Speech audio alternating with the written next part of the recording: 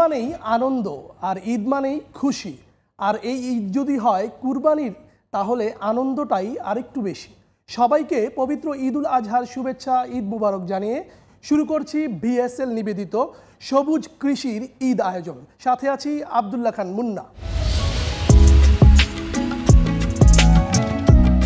শের টাকা 1 টাকা, বিরা টাকা 20 টাকা, বন্নি হাজার মানে 5000, খুঁটা হাজার মানে 9000, আর সুতলি হাজার মানে 17000।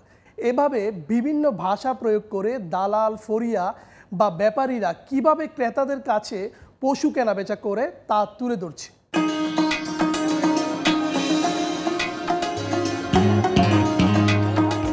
মামা, গরু কিন্তু 5টা কিনতেই, হ্যাঁ আমি কিন্তু চোখে কম দেখি। আপনি গরু দাঁতছি কিনা এবং গরু ঠিক আছে কিনা, লেজ ঠিক আছে কিনা, চামড়া কাটা আছে কিনা, এগুলি সব আমরা দেখতেই। তিন মনের সমস্যা নাই। গতবার কিন্তু ওই দালালা খপ্পরে বইরা অসুস্থ গরু কিনা বাসায় লয়ে গেছেন, গরু নেওয়ার পরে মরে গেছে। 5টা গরু কিনা ঠান্ডা মাথায় কিনা আমরা বাসায় চলে যাবো। ঠিক আছে, চল।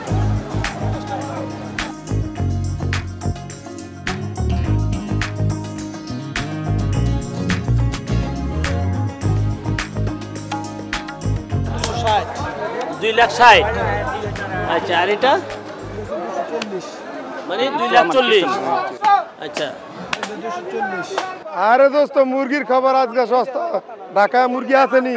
আরে মি আজকে আয়ো, আজকে ভাটি নাই, ঢাকাইলে লোক কম। দোস্ত করে তুই? আরে ঢাকায় একটা মুরগি পাইছি, তুই কই? আসসালামু আলাইকুম। নেতা গাছে বাজার আমার হাতে গরু নিছিলেন, তাই নাকি? হ্যাঁ, এই বিষ্ণু দিতে মনে নাই তো? দোস্ত রাখ রাখ, মনে নাই?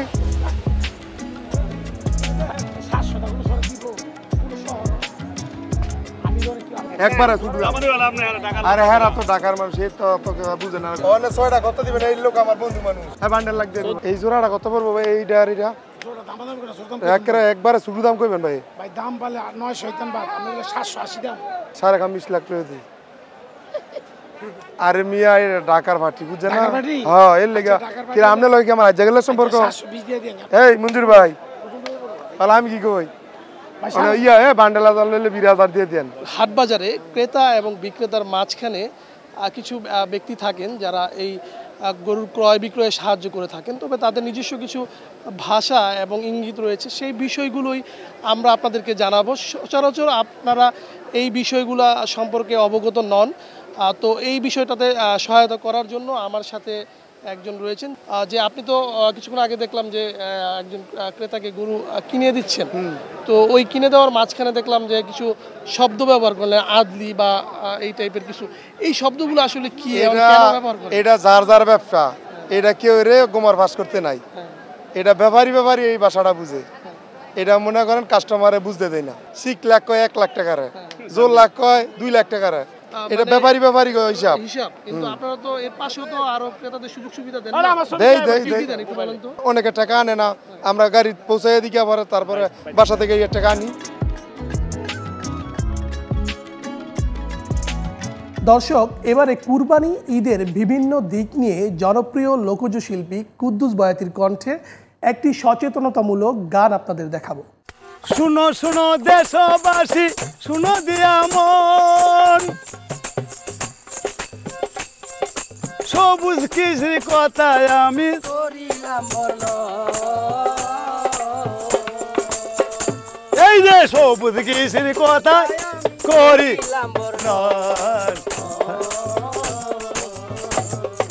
শুনো শুনো দেশবাসী, শুনো দিয়া মন, সবুজ কৃষিতে আমি জানাই স্বাগত। সবুজ কৃষিতে জানাই স্বাগত। শুনো শুনো দেশবাসী, শুনো দিয়া মন, শুনো শুনো দেশবাসী, শুনো দিয়া মন, কুরবানির কিছু কথা করি গো বর্ণ। এই যে কথা করি গো,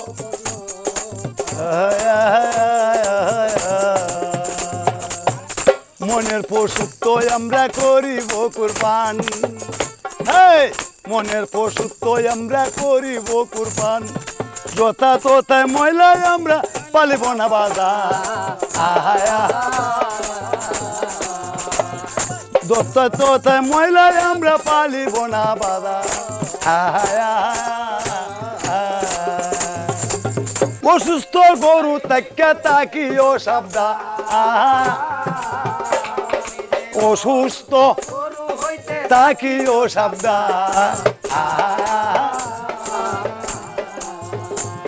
দুরন্ত পশু দেখিয়া করিও কুরবান দালাল হতে হে ভাই গোশ তাকিও সাবধান হে দালান তাকিও সাবধান আরেকটি কথা গুণের ভাই আমি যাই বলিয়া এই যে সুন্দর দেখে কুরবানি করিল মন আনন্দ দিয়া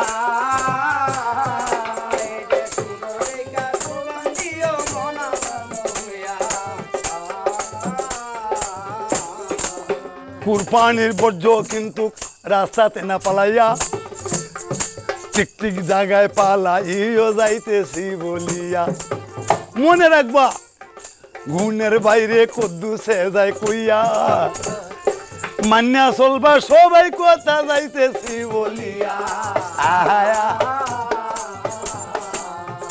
এই যে মান্যা চলল যাইতেছি বলিয়া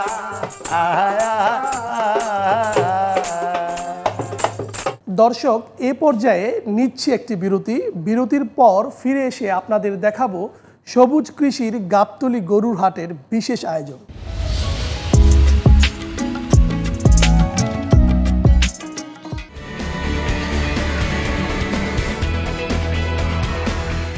ভিএসএল লৌহজাত পণ্য উৎপাদনে দীর্ঘ ৩৮ বছরের অভিজ্ঞতায় আন্তর্জাতিক মানের আধুনিক সেকশন এবং রিরোলিং মিলে উন্নত বিলেট থেকে উৎপাদিত হচ্ছে সর্বোচ্চ গুণগত মান সম্পন্ন অ্যাঙ্গেল, চ্যানেল, এইচভিম ও রড।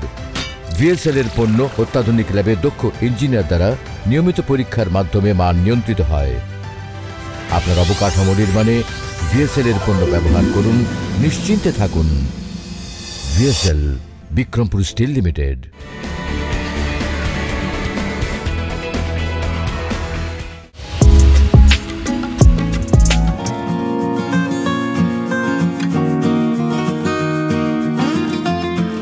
আজকের এই ঈদ আয়োজনে আমাদের সাথে সংযুক্ত থাকবেন গ্রাম বাংলার মাটি ও মানুষের এবং কৃষকদের প্রাণের স্পন্দন, যিনি লোকজ শিল্পের বাউল সম্রাট হিসেবে পরিচিত, আমাদের সবার প্রাণপ্রিয় আব্দুল কুদ্দুস বয়াতি ভাই। আপনাকে স্বাগত জানাচ্ছি সবুজ কৃষির আজকের পর্বে। ধন্যবাদ সবাইকে, আন্তরিক ভালোবাসা, শুভেচ্ছা। সবুজ কৃষি মানে একটা বাংলাদেশের ঐতিহ্য। হ্যাঁ, কৃষি নির্ভরশীল আমরা এই দেশ। যদি কৃষি না থাকে তবে এই দেশে কেউ বাহাদুরি করতে পারতো না। সবুজ কৃষি যে অনুষ্ঠানটা যে তোমরা করতেছো, এইটা আমি দেখে আজকে আইসা আমার মনটা ভরে গেছে। হ্যাঁ, শুনো কৃষি, শুনো চাষি বাংলাদেশি, যে কথাটা দরকারি, আগাছা সাফ করিয়া রোপণ করো তরকারি, শাক সবজি তরকারি লাগাইবা বাড়ি বাড়ি, বেচে আনবা বউয়ের শাড়ি, সুকুশিতে চলবে গুরজান, আমদান কলা লেচু বাড়ির ধারে লাগাও কিছু, বৈশাখ মাসে বিক্রি দিলে হাতে হয় টাকা করি, আগাছা সাফ করিয়া লাগাও সবুজ শাক সবজি। ধন্যবাদ সবাইকে, আন্তরিক ভালোবাসা, শুভেচ্ছা। কৃষি মানে মজা মাইলো রে তালে বেসরাই গুড়াইয়া গাড়াই, আয়ো বাজারে যাই।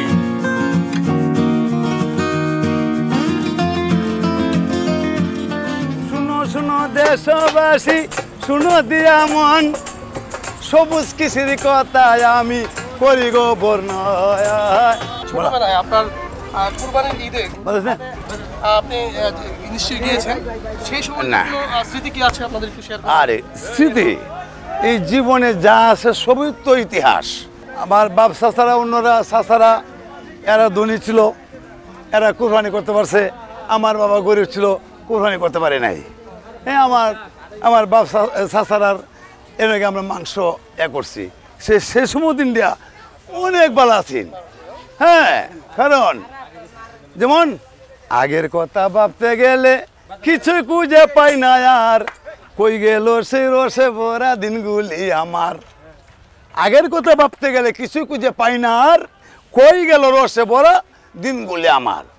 এখন হলো ডিজিটাল স্মার্ট, আগের দিন থাকবে কেন, এখন তোমরা সবাই স্মার্টভাবে চলবে, এইভাবে কোথায় নিব। হ্যাঁ, লেখাপড়া করছো মান না। কুরবানির ঈদে তো আপনার গরু নিশ্চয়ই কিনেন। হ্যাঁ অবশ্যই, গরু তো গরু কেনার ক্ষেত্রে কি জাতটাকে পছন্দ করেন?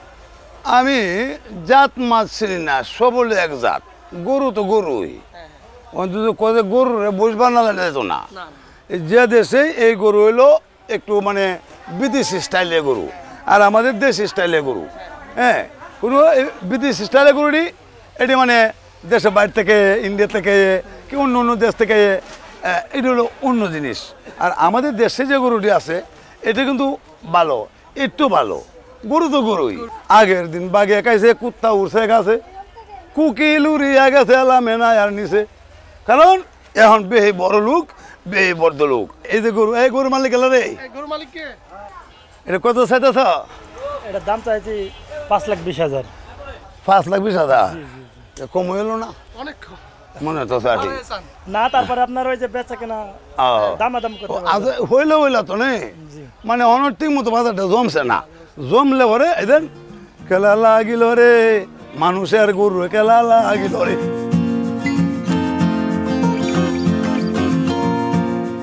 আচ্ছা, আপনার জীবনে কি আপনি কখনো গরু লালন পালন করেছেন? সে নিয়ে হয়েছে গরু ফালিয়া লালন পালন মানে আস বোনাস কত গরু রাহানি আনছি, আনে ফালছি, বেড়ানে গরু ফালি দিছি, 10 টাকা লাভ হয়ে যায়, বেড়ানে 5 টাকা, আমি 5 টাকা। কি ধরনের গরু পালতেন? ষাঁড় গরু না গাভী গরু? ষাঁড় গরু, গাভী গরু ব্যাগটাই ফালছি। সেক্ষেত্রে ষাঁড় গরু পালতে গিয়ে কোনো রোগবালাইয়ের সম্মুখীন হন নাই? এই সময় রোগবালাই আসেন না, ওখান যে রোগবালাই হয়েছে আগে এই রোগবালাই আসেন না। হ্যাঁ, আগে ডাক্তার আসেন না। আমক নম্বর 14 যে করে বৈদ্য, আগে ওষুধ ব্যস্ত মাটির মাঝে বয়া, আর অনেক এমবিবিএস ডাক্তারায় বড়া। হ্যাঁ, ওখান তো রুগী হবে বেশি, রোগও বেশি। আপনি তো মাটি, মানুষ, গ্রামের কৃষি, কৃষক নিয়ে জীবনটা অনেকটা জীবন পার করেছেন। তো এই কৃষি আর ভবিষ্যৎ নিয়ে আপনার কি ভাবনা? না, আমার কথা হইলো আমি কোন সময় ভান না করতেছি, আমি সবসময় গ্রামে তাই, গ্রামে জিনিস দিয়ে আমি ভালোবাসি, কৃষিকে আমি ভালোবাসি। আমি দিন ভরা কাজ করি, হাল চাষ করি, মই দেই, গরু ফালি, এটা তো আমি সবসময় এটা করি। কারণ আমার শহরে আমি তোমরা স্কুল থেকে আমি শহরে আনছি, তোমরা শহরে আইছো, আর আমি গ্রামে অনুভূত রয়েছি। হ্যাঁ, কারণ গ্রাম বলা যাবে না। হ্যাঁ, গ্রামেরই কথা ভাইজান ভুলে গেলে তবে মনের কথা মনে রইব রে, লোকজনে জানাইলাম তোমরা রে রে সোনা বন্ধু।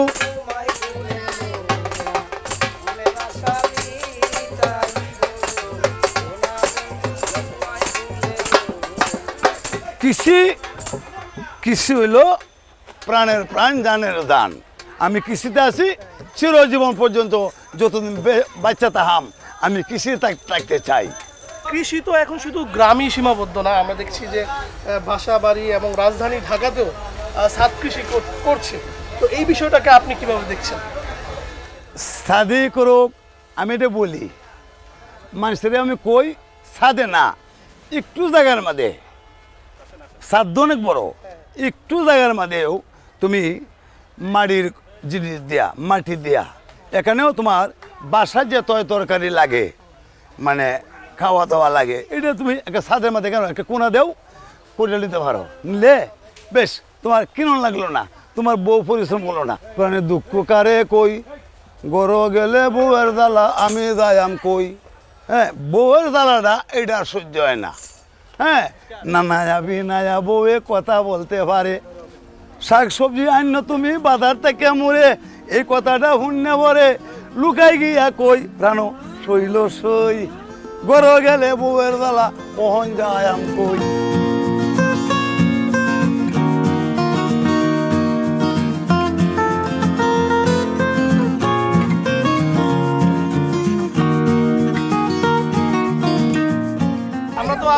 ছাগলের শেডে আমরা দর্শকদের দেখালাম গাবতলী হাটের বিভিন্ন ছাগল। হ্যাঁ হ্যাঁ হ্যাঁ। তো এই ছাগল নিয়ে কিন্তু আপনার একটা খুব সুন্দর একটি গান রয়েছে যে খুব জনপ্রিয়, সেটি দিয়ে হচ্ছে যে আখ খেতে ছাগল বন্দি।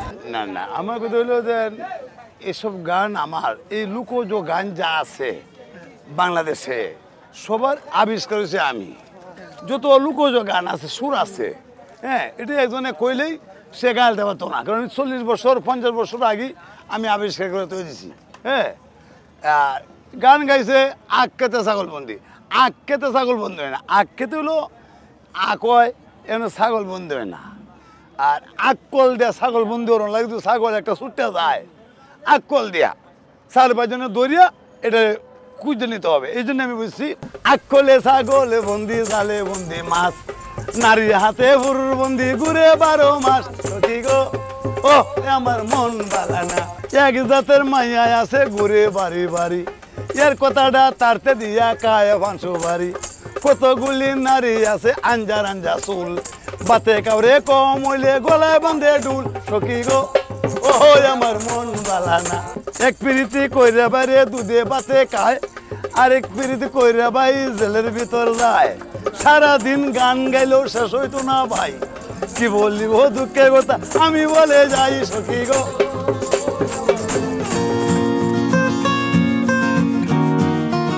আমার পিছনেই দেখতে পাচ্ছেন একটি বৃহৎ আকার ফ্রিজিয়ান জাতের একটি গরু। এই গরুটি বিষয়ে আমাদের কুদ্দুস বয়াতি ভাই দাম দর করবেন। পারতাম না বেটার দাম চাইতে ছোট কত? দাম চাইছি 11 লক্ষ। 11 লক্ষ টাকা দাম।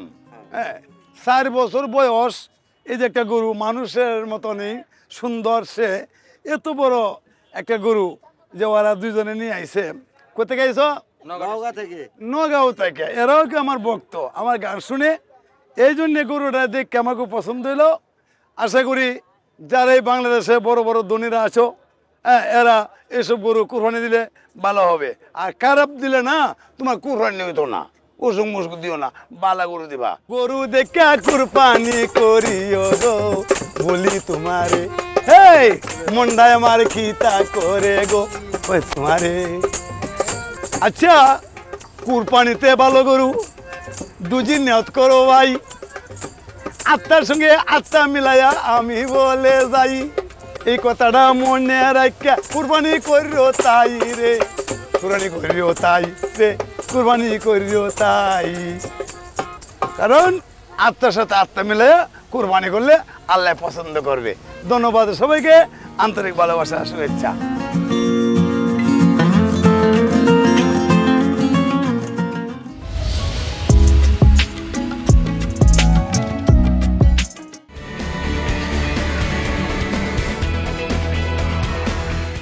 ভিএসএল লৌহজাত পণ্য উৎপাদনে দীর্ঘ 38 বছরের অভিজ্ঞতায় আন্তর্জাতিক মানের আধুনিক সেকশন এবং রিরোলিং মিলে উন্নত বিলেট থেকে উৎপাদিত হচ্ছে সর্বোচ্চ গুণগত মানসম্পন্ন অ্যাঙ্গেল, চ্যানেল, এইচভিম ও রড। ভিএসএল এর পণ্য অত্যাধুনিক ল্যাবে দক্ষ ইঞ্জিনিয়ার দ্বারা নিয়মিত পরীক্ষার মাধ্যমে মান নিয়ন্ত্রিত হয়। আপনার অবকাঠামো নির্মাণে ভিএসএল এর পণ্য ব্যবহার করুন, নিশ্চিন্তে থাকুন। VSL, Bikrampur steel limited.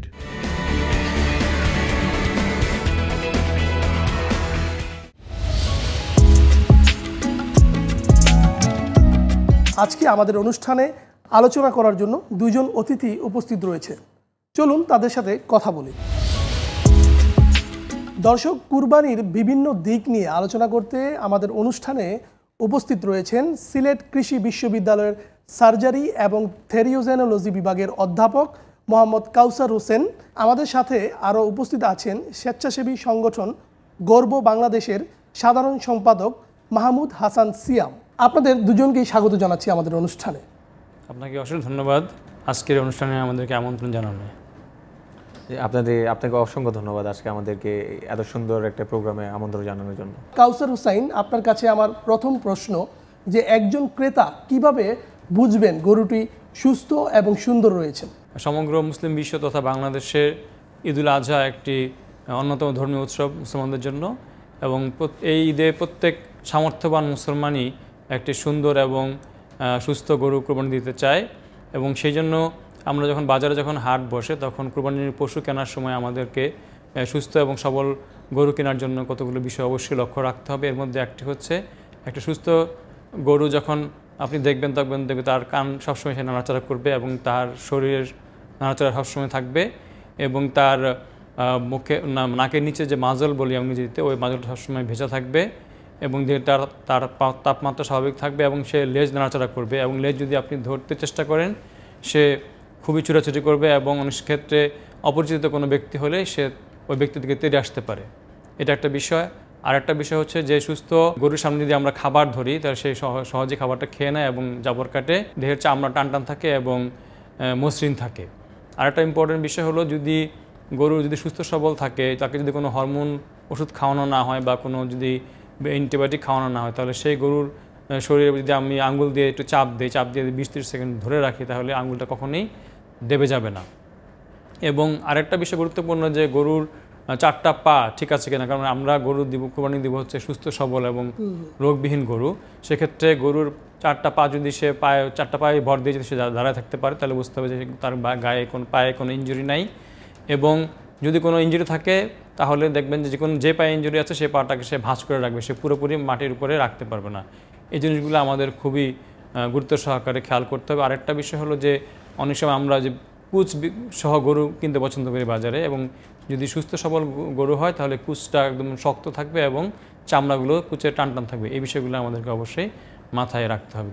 জনাব মাহমুদুল হাসান সিয়াম, আপনার কাছে আমার একটা প্রশ্ন। আমরা দেখেছি বিভিন্ন হাটে আপনাদের যেই সংগঠনটি রয়েছে গর্ব বাংলাদেশ, সেই সংগঠনের অনেক স্বেচ্ছাসেবীরা বিনামূল্যে পশুর যে বর্জ্য অপসারণ ব্যাগ রয়েছে সেটি বিলি করছেন, পাশাপাশি সচেতনতামূলক তারা লিফলেটও বিতরণ করতে আমরা দেখেছি। কি চিন্তা করে আসলে এবার এই কার্যক্রমটি হাতে নিয়েছেন? ধন্যবাদ আপনাকে। আমরা গত 5ই আগস্টের পর দেখেছি আমাদের বিভিন্ন জনপ্রতিনিধিরা আসলে এলাকায় নাই, তারা বিভিন্ন কারণে হয়তো পালায়ে বেড়াচ্ছে বা তার অনুপস্থিত। তো এই অনুপস্থিতির কারণে দেখা গেল যে এই কোরবানিতে আমরা ভাবলাম যে এখানে এই বর্জ্য অপারেশন নিয়ে খুব একটা প্রবলেমে পড়তে পারে। তো সেই থেকে আমাদের চিন্তা আসে যে আমরা কি করতে পারি। তো তখন আমাদের স্বেচ্ছাসেবী যারা আমরা ছিলাম, আমাদের গর্ব বাংলাদেশের টিম মেম্বার যারা আমরা আছি, তো আমরা একটা সিদ্ধান্ত নিই যে ঢাকা এবং ঢাকার আশেপাশে যত গরুর হাট রয়েছে তো ওইখানে কিছু পলিথিন দেওয়া যায় কিনা, যাতে করে বর্জ্যগুলো একটা নির্দিষ্ট স্থানে ফেলা যায় কিনা। তো সেই থেকে আমাদের উদ্যোগ নেওয়া, এবং ইতিমধ্যে আমরা প্রায় 15,000 পলিথিন আমরা বিভিন্ন হাটে আমরা বিলি করেছি। ইনশাল্লাহ সামনে আরও 4-5 হাজার নিয়ে আমরা বিলি করব। সত্যি সুন্দর একটি উদ্যোগ নিয়েছেন এই মুহূর্তে। দর্শক, গর্ব বাংলাদেশের বিভিন্ন কার্যক্রম নিয়ে ছোট একটি প্রতিবেদন রয়েছে, আপনাদেরকে দেখাবো।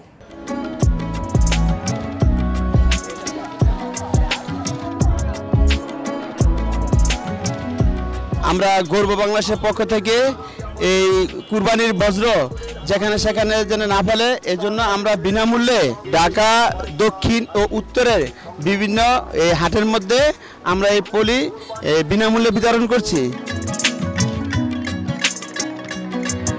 ঢাকা উত্তর ও দক্ষিণ সিটি কর্পোরেশনের পাশাপাশি এর নিকটবর্তী যে সমস্ত হাটগুলো রয়েছে সেই সমস্ত হাটে আমরা বিনামূল্যে বর্জ্য অপসারণের জন্য পলি মানুষের কাছে বিতরণ করছি এবং জনসচেতনমূলক বিভিন্ন কার্যক্রম পরিচালনা করছি যেন তারা যেখানে সেখানে ময়লা না ফেলে এবং পরিষ্কার পরিচ্ছন্ন রাখে। জনাব কাউসার হোসেন, আপনার কাছে আমার আরেকটি প্রশ্ন, যে কুরবানির গরু জবেহ করার আসলে বৈজ্ঞানিক পদ্ধতিটা কি? আমরা বিভিন্ন সময় দেখি যে জ্ঞান না থাকার কারণে পশু যখন জবেহ করে পশুকে অনেক কষ্ট দেওয়া হয়। আমরা তো কোরবানি করে থাকি আল্লাহর নামে কোরবানি করি পশুকে, সেজন্য পশুকে যত কম কষ্ট দিয়ে কোরবানি করা যায় ততই ভালো। সেজন্য আমরা পশু কোরবানির পূর্বে একটু আমাদের সচেতন হওয়া দরকার। যেমন আমরা যেই পশুকে কোরবানি করার জন্য যে ছুরিটাই ব্যবহার করি সেই ছুরিটা মানে অবশ্যই ধারালো হতে হবে, এবং দেখা যায় যে একটা ছুরি দিয়ে অনেকগুলো পশুকে কোরবানি করা হয়, আসলে এটা মানে উচিত না। আমরা দরকার হলে আমরা বেশি ছুরি রাখবো যাতে ধারালো ছুরি দিয়ে আমরা পশুকে কোরবানি করি। এবং আরেকটা বিষয় হলো একটি গরুর সামনে আরেকটি গরুকে কখনোই কোরবানি দেওয়া বা জবাই করা উচিত নয়। এতে করে কিন্তু আরেকটা গরুর উপরে এটার একটা বিরূপ প্রতিক্রিয়া পড়ে। এটা একটা বিষয় মাথায় রাখতে হবে। এটা আমাদের ইসলাম ধর্মেও বলা হয়েছে যে একটা পশুর সামনে আরেকটা পশুকে কখনোই কোরবানি দেওয়া উচিত নয়। দ্বিতীয়ত হলো কোরবানি করার সময় আমরা যখন কোরবানি করব তখন আমাদেরকে অবশ্যই খেয়াল রাখতে হবে যাতে যত দ্রুত কোরবানি করা যায় ধারালো ছুরি দিয়ে, এবং যাতে গরুর তার শ্বাসনালী, তার খাদ্যনালী এবং তার দুপাশের যে রক্তনালী আছে এগুলো যেন দ্রুত কাটা যায়। এবং আরেকটা বিষয় খেয়াল রাখতে হবে কোনোভাবে যেন স্নায়ুতন্ত্র, যেটা আমরা স্পাইনাল কর্ড বলি, এটা যেন কোনোভাবে কেটে না যায়। যদি এটা কেটে যায় তাহলে কিন্তু তার হৃৎপিণ্ড ঠিক মতন কাজ করবে না, তাহলে রক্তটাও পুরোপুরি শরীর থেকে বের হয়ে যাবে না। এই জন্য খেয়াল রাখতে হবে যাতে কোরবানির সঙ্গে সঙ্গে রক্তনালী শরীরের সকল রক্ত যেন বের হয়ে যায়। আরেকটা হলো যে আমরা অনেক সময় দেখি কোরবানি করার সময় অনেকে ছুরি দিয়ে গলার মধ্যে খোঁচা মারেন, এটা একেবারেই করা উচিত না। আমি যদি খুব ধারালো ছুরি দিয়ে জবাই করি তাহলে কিন্তু এটা করার কোনো প্রয়োজন পড়ে না, এটা খেয়াল রাখতে হবে। আর দেখা গেছে যে যদি ঠিকমতো জবাই করা হয় তাহলে 10 থেকে 20 সেকেন্ডের মধ্যেই গরু অচেতন হয়ে যায়, তার অতটা কষ্ট হয় না। এই জন্য তারপরেও আমাদের অন্তপক্ষে 10 থেকে 15 মিনিট সময় দিতে হবে যেন পুরো শরীরের রক্তটা বের হয়ে যায় এবং তার দমটা যেন বের হয়ে যায়। এরপরে আমরা গরু ড্রেসিং করার জন্য কাজ করব, এর আগে এগুলো করা যাবে না। স্যার ধন্যবাদ আপনাকে। আমরা আবার একটু যেতে চাই গর্ব বাংলাদেশের সাধারণ সম্পাদক মাহমুদ হাসান সিয়াম, আপনার কাছে জানতে চাই যে ভবিষ্যতে এই সংগঠন নিয়ে আপনাদের পরিকল্পনাটা কি? আগামীর পরিকল্পনা আসলে অনেক বৃহৎ আকারে আমরা এই সংগঠনটাকে নিয়ে যেতে চাই। দেশের যে কোনো দুর্যোগ মোকাবেলায় ইনশাল্লাহ আমাদের ভূমিকা থাকবে। সেটা যে কোনো দুর্যোগ হতে পারে, আপনার বন্যা বলেন, এখন সিজনে ডেঙ্গু হয়, আমরা মেডিকেল টিম নিয়ে হয়তো বিভিন্ন দেশের বিভিন্ন গ্রাম অঞ্চলে আমরা ইনশাল্লাহ যে মানুষকে সেবা দিতে চাই। আপনাদের দুজনকেই আমাদের সঙ্গে থাকার জন্য ধন্যবাদ। নিশ্চয়ই নতুন কোনো পর্বে আপনাদের সাথে আবারও আলোচনা হবে, যেন সবুজ কৃষির দর্শকরা আপনাদের মাধ্যমে নতুন নতুন কিছু জিনিস জানতে পারে এবং দেখতে পারে। সবুজ কৃষিকে ধন্যবাদ জানাচ্ছি। ভবিষ্যতে এই ধরনের অনুষ্ঠান সবুজ কৃষির মাধ্যমে গাজী টিভি আরও পরিবেশন করবে, এই জন্য গাজী টিভিকে ধন্যবাদ জানাচ্ছি। আপনাকে ধন্যবাদ। সেই সঙ্গে আমি সবুজ কৃষির সকল দর্শককে জানাই ঈদ মোবারক। দর্শক, এতক্ষণ দেখলেন ভিএসএল নিবেদিত সবুজ পথে সমৃদ্ধির গল্প নিয়ে জিটিভির নিয়মিত অনুষ্ঠান সবুজ কৃষির ঈদ আয়োজন। সকলকে ঈদের শুভেচ্ছা, ঈদ মোবারক জানিয়ে আজকের মতো বিদায় নিচ্ছি। সেই সাথে আপনাদের ঈদ কাটুক অনাবিল সুখ ও শান্তিতে। সুস্থ থাকুন, ভালো থাকুন, আল্লাহ হাফেজ।